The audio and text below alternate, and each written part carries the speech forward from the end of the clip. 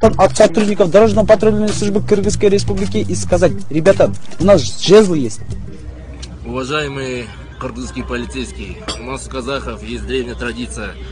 Старые некрасивые вещи мы отдаем в баул. Да. А полицейские старые и ненужные вещи отдавали кыргызским полицейским. Смотрите на нас, у нас постоянно обновление, креатив, бейсболки, форма. Деньги, квартира, машины, ребят. Ну вы тоже даете. Короче, она барвай, она жезлдарым барвай. Жестко емес, да? Да, мягко, брат. Мягко. Все. Удачи.